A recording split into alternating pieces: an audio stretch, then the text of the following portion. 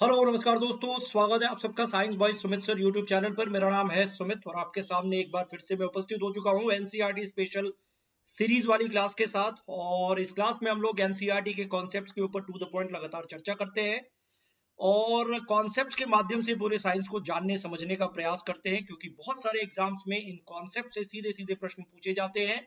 अगर आप CTET exam की तैयारी कर रहे हैं और मैथ साइंस आपका पेपर है तो ये सेशन आपके लिए बहुत इंपॉर्टेंट है। अगर आप बीपीएससी टीआरए 4.0 एग्जाम की तैयारी कर रहे हैं तो ये सेशन आपके लिए है। अगर आप सुपर टेट एग्जाम की तैयारी कर रहे हैं या फिर यूपी टेट एग्जाम की तैयारी कर रहे हैं या फिर चाहे आप एमपी टेट वर्ग 2 वाले हो या फिर DSSB वाले हो या फिर रीट एग्जाम की तैयारी आप कर रहे हो, आप समझ रहे हो, एग्जाम कोई भी हो, सेशन साइंस पढ़ने के लिए ये देखना है आपको। ये बड़ा इंपॉर्टेंट है आप सबके लिए, खास करके जिनको साइंस पढ़ना है। इवन आप अन्य किसी कॉम्पिटिटिव एग्जाम्स की तैयारी कर रहे हैं जैसे यूपीएससी पीसीएस, तो भी आप सेशन देख सकते हैं साइंस पॉइंट ऑफ व्यू से, क्योंकि इन्हीं सबसे तो प्रश्न बनते हैं।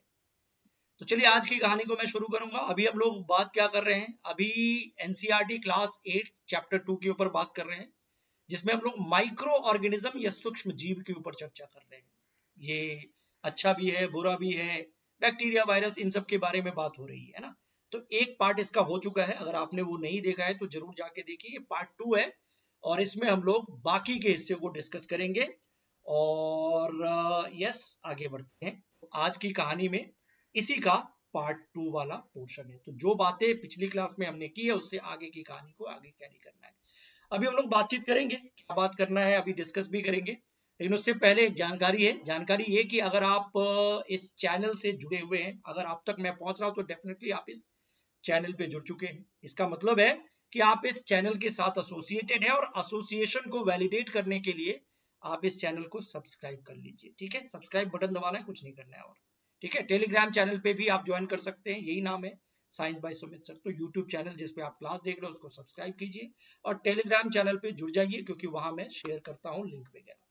आज की कहानी में क्या बात करने वाले भाई साहब, आज हम लोग थोड़ा सा वैक्सीन के बारे में बात कर ले, टीके के बारे में बात कर ले। देखो, अगर माइक्रो ऑर्गेनिज्म, जिसको हम सूक्ष्म जीव कहते हैं, सूक्ष्म जीव में जीवाणु भी है और अन्य चीजें भी है, बैक्टीरिया जिसको हम कहते हैं, और बहुत सारी वायरस वायरस भी है, ठीक है, अगर मगर के साथ। अब हमने देखा कि अलग अलग जीवाणुओं से, अलग अलग माइक्रो ऑर्गेनिज्म से बीमारी भी होती है, रोग भी होता है, डिजीज भी होता है। अगर आपको कोई मान लो डिजीज अनफॉर्चुनेटली हो गया, जैसे मान लो किसी को टाइफाइड हो गया, किसी को मलेरिया हो गया, सपोज मान लो, तो बीमारी हो जाए उसके बाद तो उसका उपचार होता है। उपचार, जिसको हम रेमेडी कहते हैं। बीमारी होने के बाद ये पोस्ट डिजीज सिस्टम है, आपको दवाइयाँ दी जाती है। अगर बैक्टीरियल इन्फेक्शन है तो एंटीबायोटिक का कोर्स दिया जाता है और भी अलग तरीके से ट्रीटमेंट होता है। तो उपचार पोस्ट डिजीज चीज है, बीमारी हो गया उसका इलाज होता है। लेकिन एक चीज मेडिकल टर्म में, या एक चीज जो साइंस की भाषा में ज्यादा महत्वपूर्ण है, वो है, जितना इंपॉर्टेंट ये रोग उपचार है ना, मुझे लगता है उतना ही इंपॉर्टेंट या उससे भी ज्यादा इंपॉर्टेंट है साइंस की भाषा में रोकथाम, जिसको हम प्रिवेंशन कहते हैं। मतलब ये बीमारी होने से पहले की स्थिति है, मतलब बीमारी होने ही ना दो।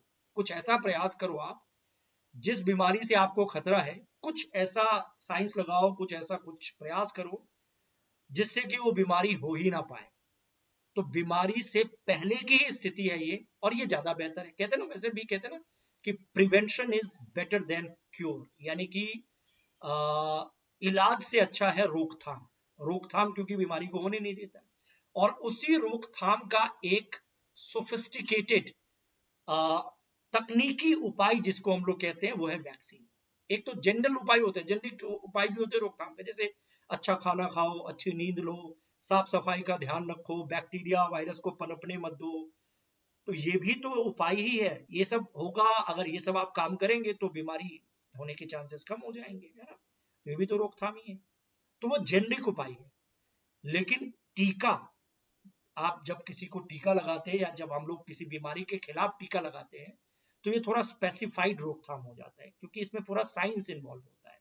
और बेसिकली क्या होता है टीका, जैसे मान लीजिए किसी बीमारी के खिलाफ हमें टीका लगाया जा रहा है, सपोज कीजिए, जैसे मैं एक एग्जांपल देता हूँ, टीबी। टीबी एक बीमारी है, अब इससे बचाव के लिए बचपन में टीका लगा दिया जाए। या मान लो कोविड, अभी कुछ टाइम पहले कोविड बीमारी आई थी, उसके लिए टीका लगाया गया लोगों को। तो टीबी बैक्टीरिया से होता है, कोविड वायरस से होता है। फॉर एग्जाम्पल मैं कोविड का एग्जाम्पल ले लूं, तो अगर कोविड वायरस के ही इनएक्टिव पार्ट को बॉडी में डाल दिया जाए, ठीक है, जब हम स्वस्थ रहते हैं, बीमार होते हैं उस दौरान नहीं, जब हमारा शरीर ठीक रहता है, स्वस्थ रहता है, और उस दौरान हमारे बॉडी में उस बैक्टीरिया या उस वायरस के इनएक्टिव पार्ट को वैक्सीन के थ्रू डाल दिया जाता है, जिससे आगे बीमारी होने का खतरा है, तो फिर हमारे शरीर में वो वायरस चला गया। जैसे मान लो कोविड वायरस चला गया टीके की वजह से, क्योंकि ये जो दवाई बनी है, ये दवाई इसको नहीं बोलेंगे, वैक्सीन जो बना है ये उसी वायरस से बनाया हुआ, उसी के इनएक्टिव पार्ट से बनाया हुआ है। अब जब हम स्वस्थ हैं, तब हमारे शरीर में इसका इंजेक्शन लगा दिया गया, टीका लगा दिया गया। इससे क्या हुआ, हमारे शरीर में वो कोविड वायरस का एक फॉर्मेट गया, शरीर के अंदर एक दुश्मन का कमजोर रूप चला गया, क्योंकि कोविड वायरस दुश्मन है, ये टीबी बैक्टीरिया दुश्मन है। अब शरीर के पास जब वो दुश्मन का एक कमजोर रूप जाता है, याद रखिए ताकतवर नहीं है, कमजोर रूप है, तो शरीर उसको रीड करता है, देखता है कि ये क्या है, नहीं है। मैं बिल्कुल कैजुअल लैंग्वेज में बताता हूँ। अब इस व्यक्ति को लगाया गया टीका, इस व्यक्ति के शरीर में ये वायरस चला गया।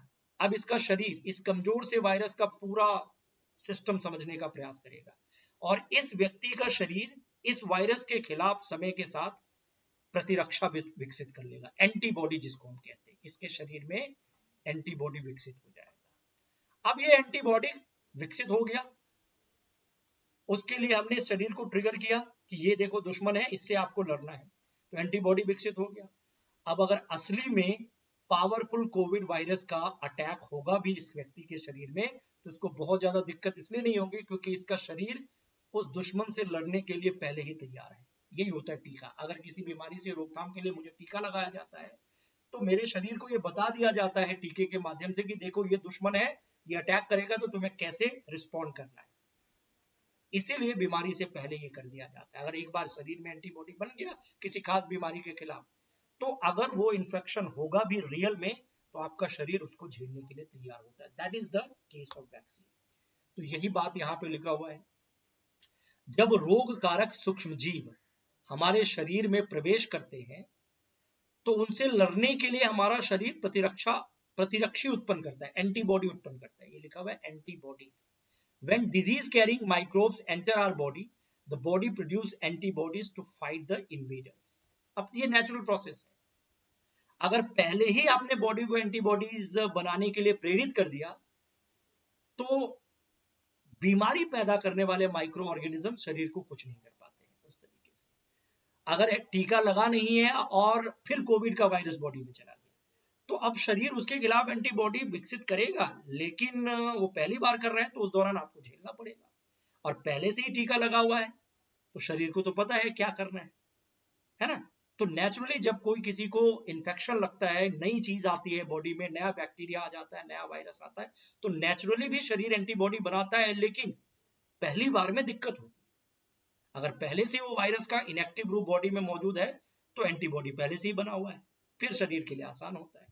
तो यही बात यहाँ पे लिखी हुई है कि कोई चाहे टीके से आप सूक्ष्म जीव को शरीर में प्रवेश करवाओ, या फिर बीमारी से प्रवेश कर गया, इन्फेक्शन से प्रवेश कर गया, शरीर अपने हिसाब से रिस्पॉन्ड जरूर करती है। पहले करवा दो टीके के जरिए तो और अच्छी बात है, ये ज्यादा अच्छी बात है। और शरीर को ये हमेशा याद रहता है कि वही सूक्ष्म जीव अगर हमारे शरीर में दोबारा आ जाए, मतलब एक बार शरीर ने किसी खास बैक्टीरिया के खिलाफ या वायरस के खिलाफ एंटीबॉडी बना लिया, तो परमानेंटली हमारा शरीर उसके लिए तैयार हो जाता है उसको फाइट करने के लिए। अगर दोबारा वो इन्फेक्शन होता भी है, तो शरीर उससे लड़ लेता है, क्योंकि शरीर को पता है कि कैसे लड़ा जाए। अतः यदि मृत अथवा निष्क्रिय सूक्ष्म जीव को स्वस्थ व्यक्ति के शरीर में प्रवेश कराया जाए टीके के जरिए, जो कि अभी मैं बोल रहा था, तो शरीर की कोशिकाएं उसी अनुसार लड़ने के प्रतिरक्षी उत्पन्न करके रोग कारक को नष्ट कर देता है, रोग कारक के प्रभाव को खत्म कर देता है। इसीलिए वैक्सीन लगाया जाता है, और यही प्रतिरक्षी, यही एंटीबॉडी हमारे शरीर में हमेशा के लिए बनी रहती है।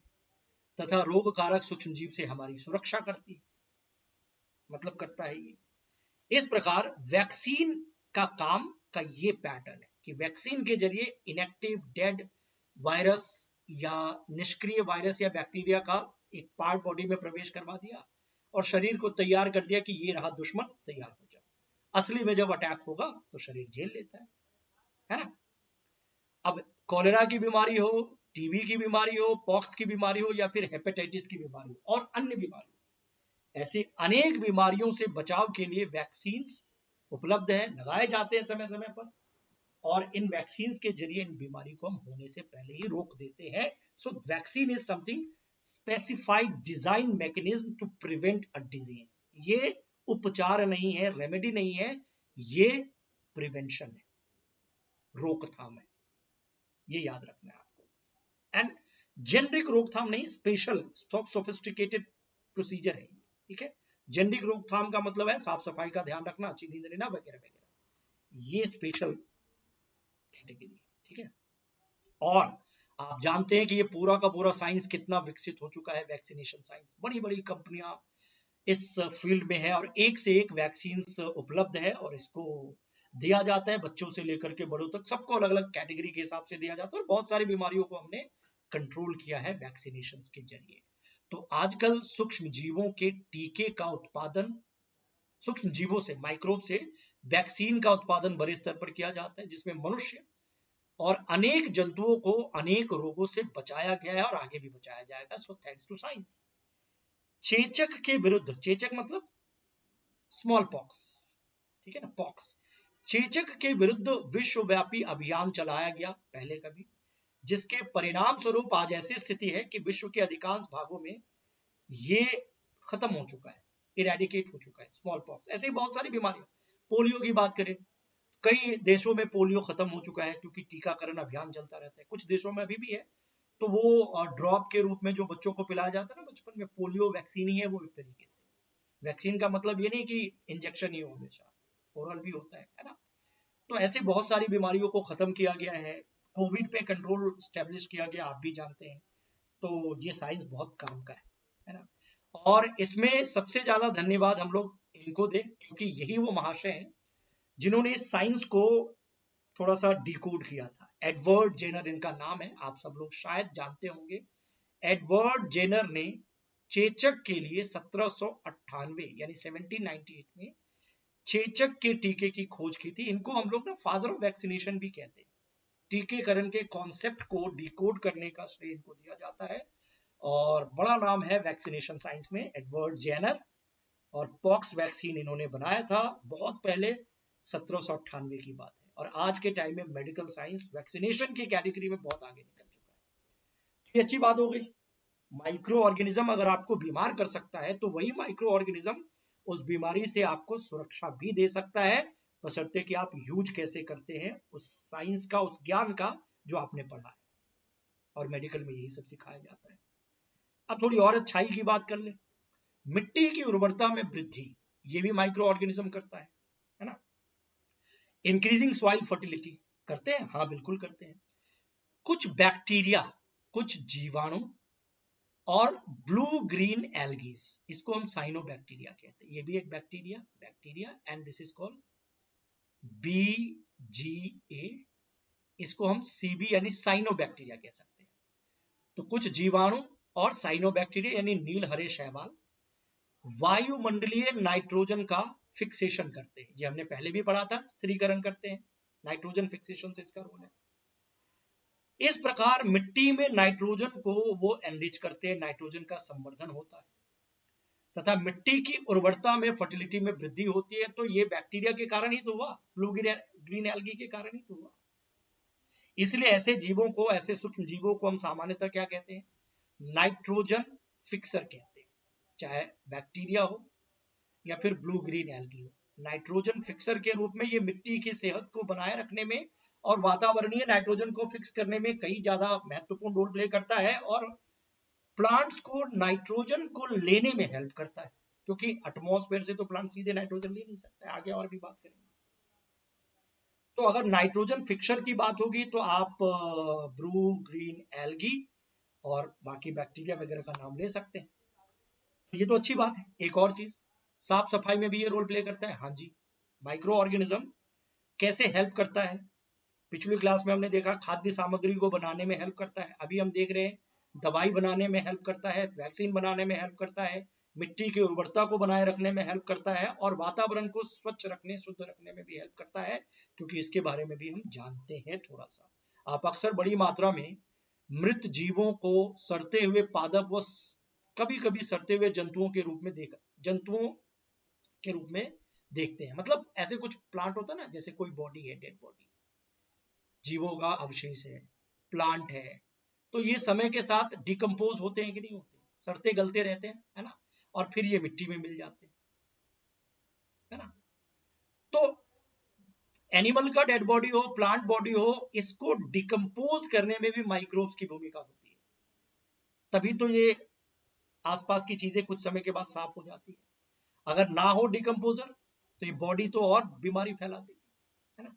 आप देखते हैं कि कुछ समय के बाद ये बॉडी हो, प्लांट के अवशेष हो, खरपतवार हो, खत्म हो जाते हैं। इसका मुख्य कारण क्या है? इसका मुख्य कारण है वही माइक्रो ऑर्गेनिज्म, सूक्ष्म जीव। यही वो अलग अलग प्रकार के सूक्ष्म जीव है जो डेड जैविक अपशिष्ट को डिकम्पोज करके इन्हें सरल रूपों में परिवर्तित कर देते हैं। ये ऑर्गेनिक कंपोनेंट है, प्लांट है, एनिमल बॉडी है। अब इसमें कुछ माइक्रोब्स है जो इसको तोड़ना शुरू करते हैं और इसको सिंपल फॉर्मेट में तोड़ के ये मिट्टी में मिला देते हैं, डिकम्पोज कर देते हैं। अब यही मिट्टी में मिल गया तो अब ये एक तरीके से मिट्टी के लिए उर्वर चीज बन गई। सिंपल फॉर्मेट में जब ये बॉडी या प्लांट का हिस्सा कन्वर्ट हो गया माइक्रोब्स के जरिए, मिट्टी में मिल गया, तो अब ये पदार्थ अन्य पौधे और जंतुओं द्वारा पुनः उपयोग कर लिए जाते हैं। तो साफ सफाई का साफ सफाई हो गया और मिट्टी को एक तरीके से रिप्लेनिश कर दिया इसने। इस प्रकार हानिकारक और दुर्गंध युक्त पदार्थों को डिग्रेड करने के लिए हम सूक्ष्म जीवों का उपयोग करके पर्यावरण को शुद्ध कर सकते हैं। We can clean the environment by the help of microorganisms to decompose the things, है ना। ये हम कर सकते हैं। तो ये भी एक केस है। एक और चीज आप देख लो नोट में, यहां से भी प्रश्न बन सकते हैं। तो क्रियाकलाप एक्टिविटी में कुछ जो इंपॉर्टेंट चीज होती है वो हम लोग जरूर डिस्कस करते हैं। अब देखो यहाँ पे ये भी प्रश्न आया हुआ है, इसलिए मैं आपको बताता हूँ। ये क्या लिखा हुआ है? 2 गमले लेकर प्रत्येक को मिट्टी से आधा भर दीजिए। 2 गमले लेना है, मान लो एक सिंपल एग्जांपल बता रहा हूं, ए और बी, और दोनों में आप मिट्टी भर दीजिए, मिट्टी से आधा भर दीजिए। ए और बी को चिन्हित कीजिए, ए और बी लिख दिया। गमले ए में पौधे और कचरा भर दीजिए। देखो ये ए जो है ना, पादप भरो प्लस कचरा भर दीजिए, और ये कचरा जो है ना, यही प्लांट खरपतवार ऐसा कुछ है, इस तरीके से इसको इसमें डाल देना है, इस मिट्टी में। और दूसरे गमले बी में ना प्लास्टिक डालो, पॉलीथीन की थैली, कांच की बोतल, प्लास्टिक के टूटे हुए खिलौने डालो। तो इसमें प्लास्टिक डालना है, या फिर और क्या डालना, कांच डालना है। मतलब इसमें डालना है प्लांट, खरपतवार, इसके अवशेष, और इसमें ऐसी चीज डालना है जो आप जानते हैं शायद इतनी आसानी से डिग्रेड नहीं होता है। प्लास्टिक, कांच, प्लास्टिक की बोतल, ये सब इतनी आसानी से डिग्रेड तो होता नहीं है। और इन्हें 3-4 हफ्तों के लिए ऐसे ही छोड़ दीजिए। मतलब 1 महीने के बाद, 1.5 महीने के बाद ऑब्जर्व कीजिए। आप क्या देखेंगे, जो बायोडिग्रेडेबल सब्सटेंस है, खरपतवार है, पेड़ पौधों के अवशेष है, ऑर्गेनिक कंटेंट जिसको हम कहते हैं, किसी को डिग्रेड होने में 20 दिन का समय लगता है तो किसी को 50 दिन का समय लग सकता है, लेकिन ये डिग्रेडेबल है। लेकिन ये प्लास्टिक तो 500 साल, 1000 साल लगता है डिग्रेड होने में, वो उनको हम लोग नॉन बायोडिग्रेडेबल बोलते हैं। तो क्या आपको दोनों गमले की वस्तुओं में कोई अंतर दिखाई देता है? आप बिल्कुल समझ चुके होंगे कि यहाँ मैं क्या कंक्लूजन निकालने वाला हूँ। हाँ, आप देखेंगे कि जो ए गमला था जिसमें आपने प्लांट्स, खरपतवार या इस तरीके के ऑर्गेनिक कंटेंट डाले थे, ये डिकम्पोज हो गया माइक्रो ऑर्गेनिजम्स के जरिए। ये आसानी से ये खाद में बदल गया, मेन्योर में बदल गया, एक तरीके से देखा जाए। इस प्रक्रिया में बने पोषक पौधों द्वारा पुनः उपयोग कर लिए जाते हैं, है ना। ये ऑर्गेनिक खाद तो यही होता है। क्या आपने ध्यान दिया कि गमला बी के पॉलीथीन की थैली, कांच की बोतल और खिलौने के टूटे टुकड़े जो प्लास्टिक के बने हुए, उसमें कोई परिवर्तन नहीं हुआ? क्योंकि सूक्ष्म जीव उस पर अटैक ही नहीं, मतलब उस पर काम ही नहीं कर पा रहा है, वो नॉन डिग्रेडेबल है, ये परिवर्तित नहीं हुआ, और बाकी जो ए वाला था वो परिवर्तित हो गया। तो ऐसे ही प्रश्न बना देंगे, सिचुएशन दे देंगे कि ये है, कौन जल्दी डिग्रेड हो जाएगा या क्या इसका केस बनेगा, और हर चीज का अपना डिग्रेडेशन टाइम होता है, तो वो भी मैं आपको बताऊंगा कि केले के छिलके या फलों के छिलके को डिग्रेड होने में कैसे 1 से 2 हफ्ते का समय लगता है, और किसी और चीज को डिग्रेड होने में 3 महीने भी लग सकते हैं, 6 महीने भी लग सकते हैं, लेकिन डिग्रेडेबल सब्सटेंस बहुत ज्यादा 50-100 साल नहीं लेता है, 5000 साल नहीं लेता है, प्लास्टिक लेता है इतना टाइम, है ना, उसके बारे में हम बात करेंगे।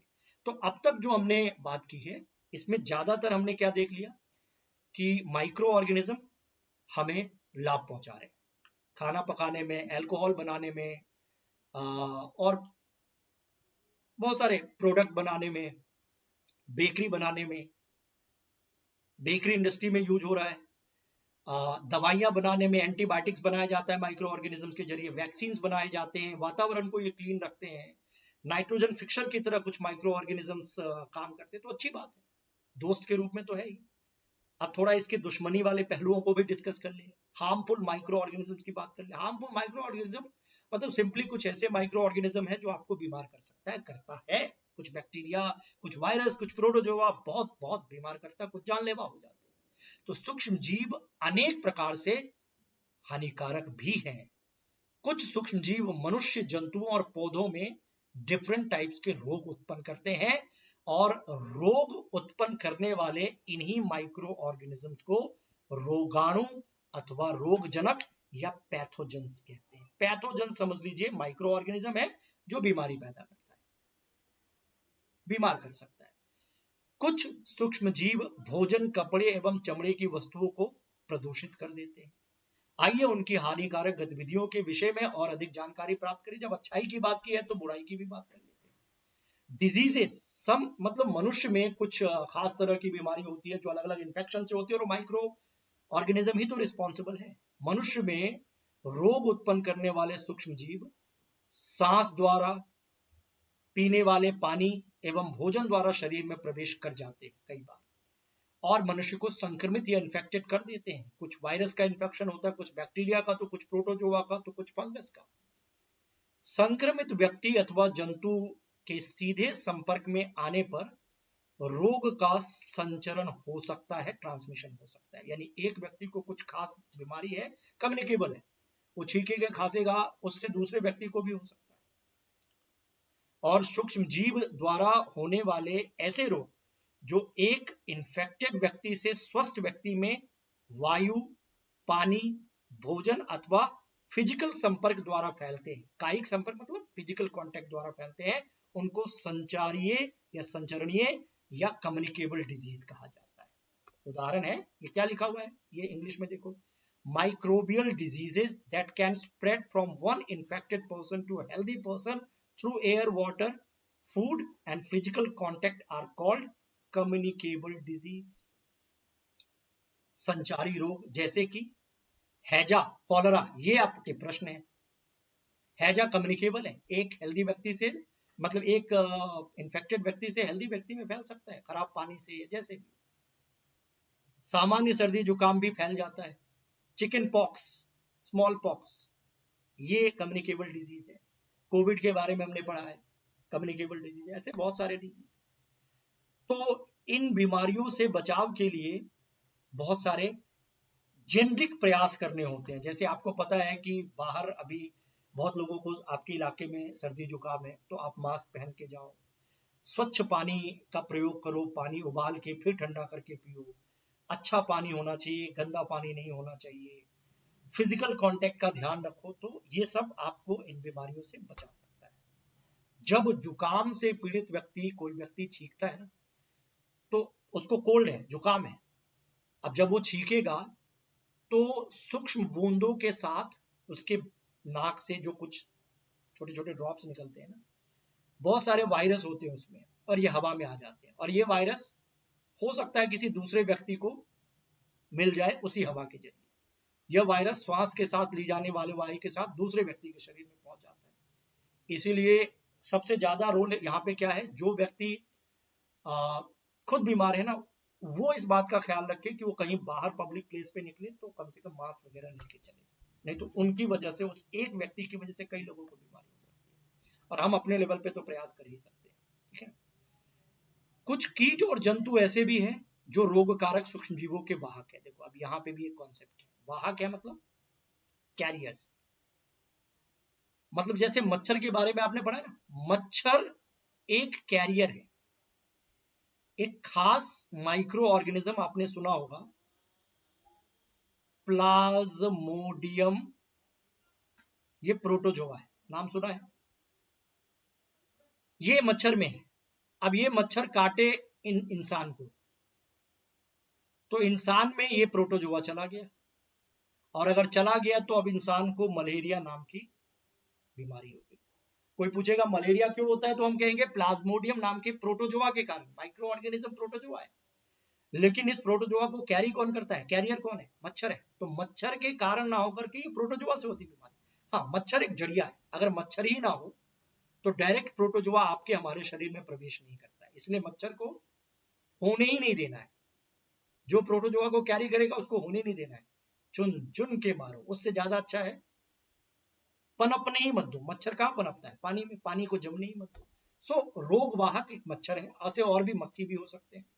तो कुछ कीट जंतु ऐसे भी है जो सूक्ष्म जीव को अपने अंदर रखता है और वो किसी और को ट्रांसफर कर देता है, और वो व्यक्ति फिर परेशान होता है। घरेलू मक्खी भी इसका उदाहरण है, और मच्छर भी उदाहरण है। घरेलू मक्खी की बात करें, या मक्खी जो भी है, फ्लाई, कूड़े और जंतु अपशिष्ट पर बैठती है, और रोगाणु उसके शरीर से चिपक जाते हैं, मक्खी के शरीर से। और जब यही मक्खी हमारे भोजन पर बैठती है, कई बार ऐसा होता है ना, तो हो सकता है उस मक्खी के साथ जो पैथोजेंस है, उसके साथ जो लगा हुआ है, वो भोजन में आ जाए, और ऐसा भोजन कंटेमिनेटेड हो जाता है, संदूषित हो जाता है, और अगर वो हम खाएं तो हम बीमार पड़ सकते हैं। इसलिए साफ सफाई का ध्यान रखना बहुत जरूरी है। अतः यह सलाह दी जाती है कि भोजन को हमेशा ढक कर रखा जाना चाहिए, बिना ढके हुए भोजन को खाने से बचना चाहिए। उसी तरीके से फीमेल एनोफिलीज, ये चित्र आप देख लो, मच्छर की बात हो रही है, मच्छर इसका एक अन्य उदाहरण है। मच्छर प्लाज्मोडियम मलेरिया सूक्ष्मजीव, प्लाज्मोडियम प्रोटोजोआ जो होता है ना, उसका वाहक है। अगर मच्छर में ये प्रोटोजोआ है तो वो इंसान को काट ले तो फिर उससे प्रॉब्लम हो जाएगी, इंसान को मलेरिया हो जाएगा। एडिस मच्छर से डेंगू की प्रॉब्लम होती है, ये डेंगू का वाहक है। तो प्लाज्मोडियम मतलब मादा एनोफिलीज मच्छर मलेरिया के लिए, तो एडिस एजिप्टिया, ये एडिस मच्छर डेंगू के लिए रिस्पॉन्सिबल है। डेंगू भी एक खतरनाक बुखार है। तो हम मलेरिया और डेंगू का नियंत्रण कैसे करें? अब बीमारी हो जाए तब तो इलाज होगा, लेकिन रोकथाम यहाँ जेनेरिक उपाय से हो सकता है। मच्छर को पनपने ना दो, मच्छर को पनपने ना देने के लिए पानी वगैरह को जमने ना दो, और भी बहुत सारे जेनेरिक उपाय है।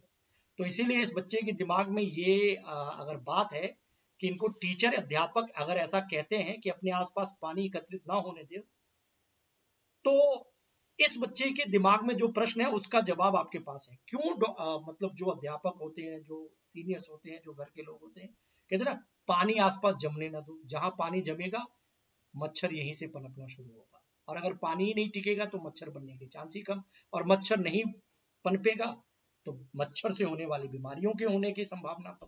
ठीक है जी। सभी मच्छर जल में उत्पन्न होते हैं, ये बात सही है। हमें पानी को कभी नहीं रुकने देना चाहिए। कूलर, टायरों, फूलदानों इत्यादि में कहीं भी जल को एकत्रित ना होने दें। अतः अपने आसपास के स्थानों को स्वच्छ और शुष्क रखकर हम मच्छरों को पैदा होने से रोक सकते हैं, और ऐसे उपाय की सूची बनाने का प्रयास कीजिए जिससे अपनाकर मलेरिया को फैलने से रोका जा सकता है। There are many methods, you know that. अब इस बच्चे के दिमाग में क्या प्रश्न है?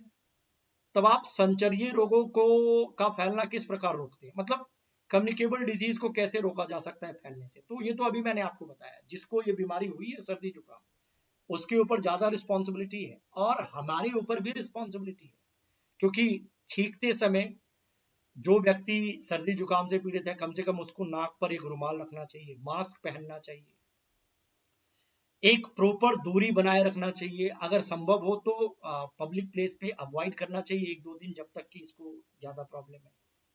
तो ये सब वो उपाय है जिससे कम्युनिकेबल डिजीज को रोका जा सकता है। ठीक है। और एक और पॉइंट आप याद रखिएगा कि बहुत सारी ऐसी बीमारियां हैं जो पर्टिकुलरली आपसे पूछी जाती है कि ये बीमारी किस कारण से होती है। जैसे कुछ लिस्ट आपको यहाँ पे दिख रहा है ह्यूमन के अंदर होने वाली बीमारी। एक है टीबी, जिसे हम कहते हैं ट्यूबरक्लोसिस, फेफड़ों वाली टीबी। पहली बात तो इस बीमारी के लिए जो माइक्रो ऑर्गेनिज्म रिस्पॉन्सिबल है उसका नाम है बैक्टीरिया, मतलब वो जीवाणु है। अब जीवाणु का नाम आपको नहीं यहाँ लिखा गया है, माइकोबैक्टीरियम ट्यूबरक्लोसिस नहीं लिखा है, लेकिन जीवाणु से होता है और ये हवा से फैल सकती है ये बीमारी, तो ये कम्युनिकेबल डिजीज है। मीजल्स जो है, खसरा जिसको हम कहते हैं, ये बीमारी वायरस से होता है, ये भी हवा से फैल सकता है। चिकन पॉक्स भी वायरस से होता है और पोलियो भी वायरस से होता है। तो ये तीनों बीमारी वायरस से होता है, खसरा, चिकन पॉक्स और पोलियो, और टीबी जो है बैक्टीरिया से होता है। और ये सब कम्युनिकेबल डिजीज है, क्योंकि इन सब में एक चीज कॉमन क्या है, एयर। कुछ air physical contact, chicken pox physical contact से भी होता है और वाटर से भी हो सकता है। तो अगर आपको पता है कि ये 6 टीबी है, चिकन पॉक्स है, पोलियो है, ये दूसरे व्यक्ति को हो सकता है, एक बीमार से दूसरे व्यक्ति को, तो रोगी को आइसोलेशन में रखो, रहने के लिए सलाह दो। इसलिए ऐसे बीमारी से बचाव के लिए कहा जाता है कि अगर किसी को हो गया, तो जिसको हो गया ये बीमारी, ऐसे रोगी व्यक्ति को पूरी तरीके से अन्य व्यक्तियों से कुछ समय के लिए आइसोलेशन में रखना ज्यादा सही माना जाता है। और इनकी वस्तुओं को जो ये प्रयोग करें, कपड़े या फिर जो साबुन वगैरह यूज करें, उनको भी अलग करो, किसी भी तरीके से फिजिकल कांटेक्ट ना हो, और दूसरे हेल्दी व्यक्ति के आसपास वो ना रहे, तो कुछ समय तक आइसोलेशन में रखना जरूरी होता है, नहीं तो फिर ये दूसरे व्यक्ति को भी बीमारी हो सकती है, फैल जाती है बीमारी, है ना। तो टीबी बैक्टीरिया से, और बाकी पोलियो, चिकन पॉक्स और मीजल्स वायरस से होता है। 4 डिजीज आपको यहाँ इस स्क्रीन पे दिख रहा है। 5वां डिजीज देखो, कॉलरा, हैजा, ये बैक्टीरिया से और टाइफाइड भी बैक्टीरिया से होता है। इसका कारण है खराब पानी, फूड। कॉलरा में, हैजा में पानी और भोजन दोनों संदूषित हो जाए तो बीमारी हो सकती है, और टाइफाइड में भी खराब जल से बीमारी होती है कहते हैं। और हेपेटाइटिस ए, जिसे हम जॉन्डिस कहते हैं ना, पीलिया, ये भी खराब पानी से होता है। हेपेटाइटिस ए लिखा हुआ है यहाँ पे, बी जो है ना, इसको मैं ए कर देता हूँ। हेपेटाइटिस बी जो है ना, बी और सी बहुत खतरनाक है, इसकी बात नहीं हो रही है। ये तो जैसे एचआईवी फैलता है ना, माता पिता से संतान में जाता है, खराब खून चढ़ाने से, जो इन्फेक्टेड व्यक्ति का खून अगर सही व्यक्ति को चढ़ा दे तो उससे होता है, और ये बहुत बेकार है, बहुत बेकार बीमारी है, घटिया बीमारी है। नॉर्मल जॉन्डिस की मैं बात कर रहा हूँ, ये किसी को भी कभी भी हो सकता है, जिसमें लीवर में इंफेक्शन होता है और शरीर पीला हो जाता है, ये वायरस से होता है। बाकी हेपेटाइटिस कोई भी वायरस से ही होता है, और इसका कारण खराब पानी। इसलिए यहाँ पे एक प्रश्न बनता है कि वाटर बॉर्न डिजीज कौन सा है, जल जनित रोग। कम से कम इस लिस्ट से 3 बीमारी का नाम निकल के सामने आ रहा है। एक हैजा, खराब पानी से ये हो सकता है। दूसरा टाइफाइड, जिसको आंत्र ज्वर या मियादी बुखार कहते हैं। और तीसरा है जॉन्डिस, पीलिया, हेपेटाइटिस ए। इन तीनों में कॉमन है खराब जल। इसलिए पर्सनल हाइजीन के साथ साथ पानी स्वच्छ पीना चाहिए, अगर आप इन बीमारियों को होने देने से रोकना चाहते हैं तो। उबला हुआ पानी उबाल के पानी पीना चाहिए ठंडा करके, या स्वच्छ पानी हो तो कोई दिक्कत नहीं है। भोजन स्वच्छ होना चाहिए, ऐसे ही खुले में बिकने वाले खाद्य पदार्थों को अवॉइड करना चाहिए। These are the case. तो कुल मिलाकर के 6 डिजीज की बात हमने कर ली।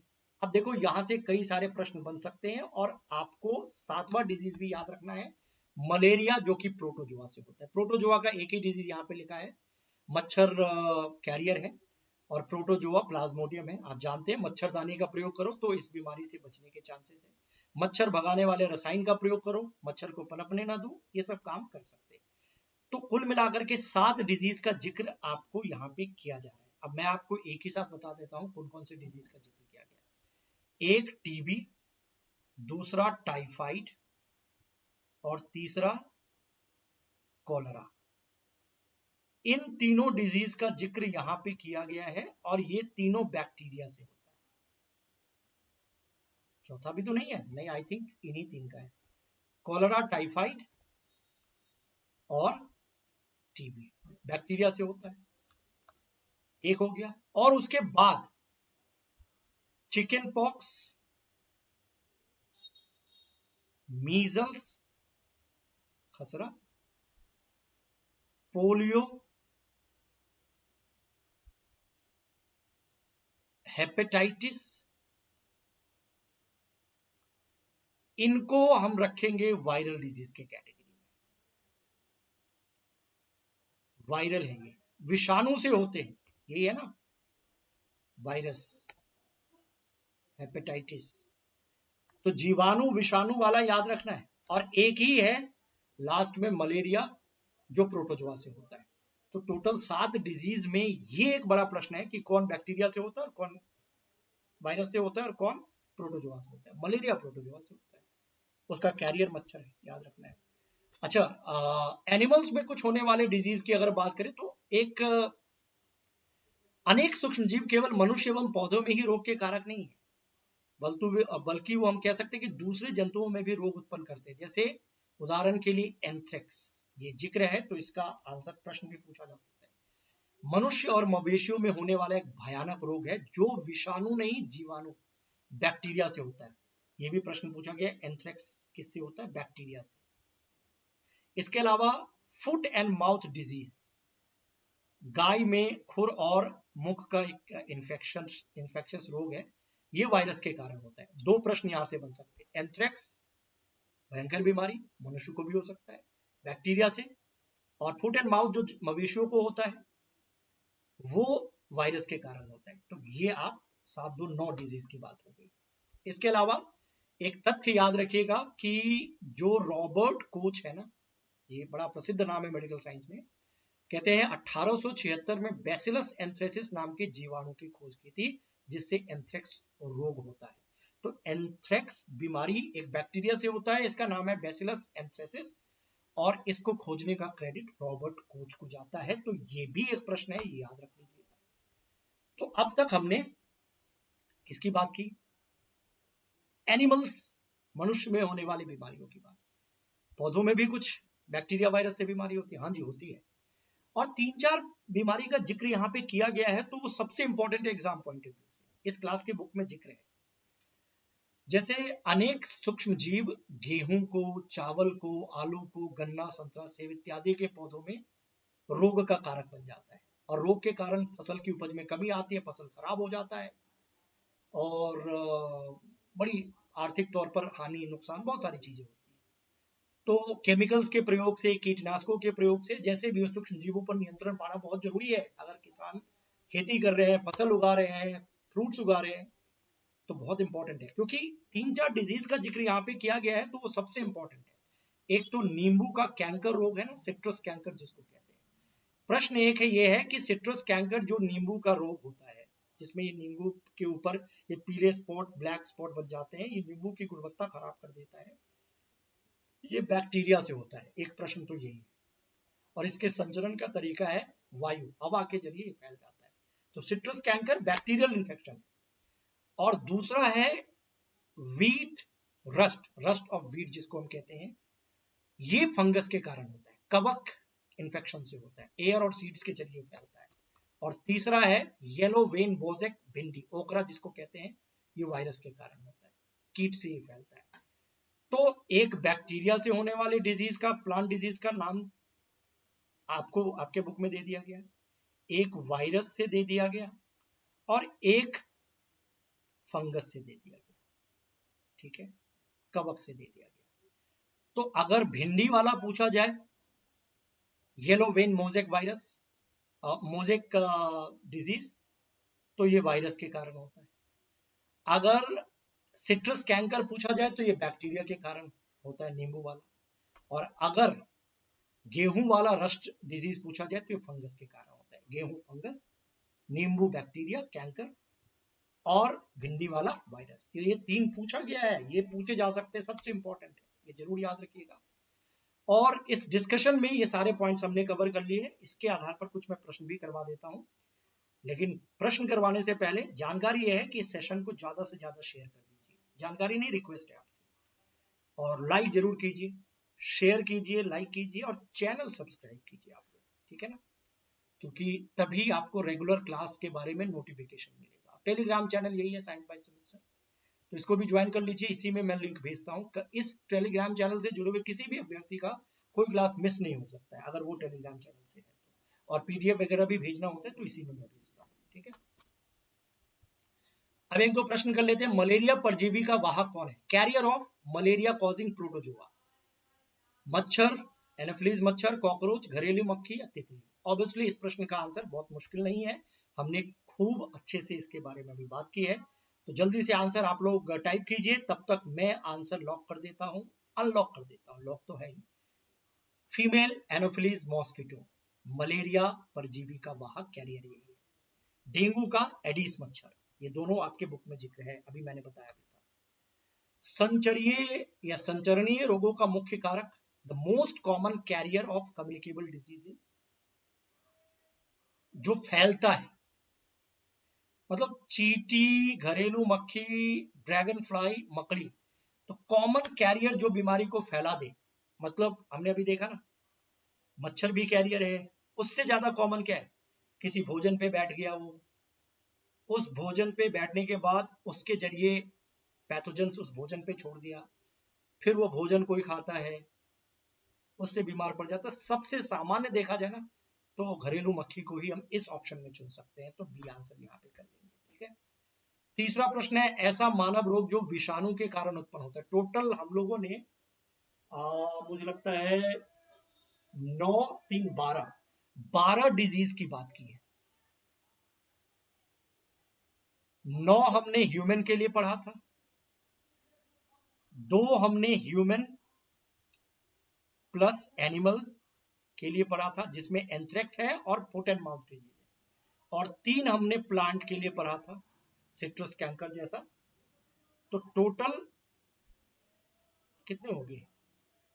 आई थिंक 7 ही पढ़ा था यहाँ पे, 7 2 9 3 12 मेरे हिसाब से, या एक दो इधर उधर हो तो आप देख लेना। कितने पढ़े वो इंपॉर्टेंट नहीं है, क्या पढ़ा है वो इंपॉर्टेंट है। तो विषाणु से होने वाली बीमारी का एक पूरा लिस्ट मैंने लिख दिया था, ये देख लो, एक दो तो याद रख ही लो, रट्टा लगा लो, जैसे चिकन पॉक्स, मीजल, पोलियो, हेपेटाइटिस, और भी है बहुत सारे। डेंगू भी वायरस से होता है, मलेरिया प्रोटोजोआ से होता है, लेकिन डेंगू वायरस से होता है, डेंगू लिख दो। टीबी, टाइफाइड, कॉलरा बैक्टीरिया से होता है। अब इसमें से आप चुन लो आप क्या इसका आंसर होगा। तो ये हो नहीं सकता, ये बैक्टीरिया वाला है। फ्लू, फ्लू का जिक्र नहीं हुआ है। हैजा नहीं हो सकता है, इसका जिक्र हो चुका है। कुछ प्रश्नों मतलब कुछ चीजों का जिक्र नहीं हुआ है तब भी प्रश्न में आ गया। डाइसेंट्री, ये प्रोटोजोआ से भी होता है, बैक्टीरिया से भी होता है। फ्लू जो है ना ये वायरल है, सर्दी जुकाम, common flu, bird flu, swine flu, ये वायरल है। तो विषाणु के कारण फ्लू इन्फ्लुएंजा हो सकता है, इसी को फ्लू बोलते हैं। चौथा प्रश्न, लाइकेन के भीतर सहजीवी संबंध बनाने वाले दो सूक्ष्म जीव कौन से होते हैं? ये अभी मैंने आपको बताया नहीं है, ये अगली क्लास में बताऊंगा, क्योंकि एक लेसन इसमें और होगा, एक सेशन, तब जाकर के ये टॉपिक कवर होगा। तो जो नहीं है उसको, अगर आपको आता है तो लगा दो आंसर, लेकिन मैं अभी इसको बाद में डिकोड करूंगा, ठीक है, क्योंकि लाइकेन की बात अभी हमने नहीं की। वह रोग जो प्रोटोजोआ प्राणी द्वारा उत्पन्न होता है और कीट द्वारा फैलता है। The disease cause by protozoa and spread by an insect. Protozoa से पहली बात तो डेंगू होता नहीं है, वायरल डिजीज है, ये काट दो। पोलियो भी वायरल है, मीजल्स भी वायरल है, मलेरिया ही तो है, और मच्छर एक कीड़े मकोड़े की कैटेगरी में तो आता है। तो ये पांचवा प्रश्न है जिसमें चौथे प्रश्न को मैंने छोड़ दिया था, ठीक है। और ये छठा प्रश्न है, इसको भी देख लो एक बार, इसको हमने डिस्कस किया है, तो मुझे लगता है ये प्रश्न आप कर सकते हो। पहेली ने अपने बगीचे में 2 गड्ढे ए और बी खोदे, ए और बी। उसने खेती के कुछ बचे कुचे अंशों को पॉलीथीन की थैली में भरकर एक गड्ढे में डाल दिया, मतलब खेती के अवशेष है लेकिन ये बंद है पॉलीथीन में, ठीक है। उसने उन्हीं चीजों को पॉलीथीन की थैली में भरे बगैर सीधे बी गड्ढे में डाल दिया, एक में पॉलीथीन लगा दिया और दूसरे में बिना पॉलीथीन के ऐसे अवशेष, खरपतवार वगैरह जो भी था डाल दिया। बाद में उसने दोनों गड्ढे को मिट्टी से ढक दिया। 1 महीने बाद वो क्या देखेगी, देख लो। एक में सीधा खरपतवार डाला और दूसरे में डाला लेकिन पॉलीथीन में पैक करके डाला, पॉलीथीन बीच में आ गया। ठीक है, ये इंग्लिश में भी पढ़ लो, लिखा हुआ है। ठीक, बी गड्ढे की अपेक्षा ए गड्ढे में अपशिष्ट पदार्थ जल्दी अपघटित हो गए, क्या ये सही है? या ए गड्ढे की तुलना में बी गड्ढे में अपशिष्ट पदार्थ तीव्र गति से अपघटित हो गए, दोनों ही गड्ढे में अपशिष्ट पदार्थ सर्वथा जल्दी अपघटित हो गए, या दोनों ही गड्ढे में अपघटित ही नहीं हुए, ये होंगे नहीं। बी में पॉलीथीन नहीं है, पॉलीथीन डाल दिया तो फिर तो पॉलीथीन नॉन डिग्रेडेबल है ना, उसमें बंद कर दिया ना चीजों को आपने, और ये खुला है तो इस पे माइक्रोब्स तेजी से एक्शन करेंगे। तो ए की तुलना में जो बी है ना, बी गड्ढे में अपशिष्ट तेजी से डिकम्पोज हो गया। Waste in pit B degraded faster than in pit A, ठीक है ना, क्योंकि ए में पॉलीथीन के साथ डाला था उसने। तो यही इसका आंसर होगा, और इसी के साथ सेशन डन। तो आज के लिए इतना ही। अब इसका तीसरा पार्ट और लास्ट पार्ट होगा, क्योंकि बड़ा चैप्टर है, तो मैंने बोला था अगर चैप्टर बड़ा होगा तो 3 पार्ट, छोटा होगा तो 1 या 2 पार्ट, है ना। तो इसको हम लोग अगली क्लास में डिस्कस कर लेंगे, और फिलहाल बाय बाय। लाइक करो, शेयर करो, सब्सक्राइब करो चैनल आप सब लोग। मिलते हैं अगली क्लास में। Okay bye.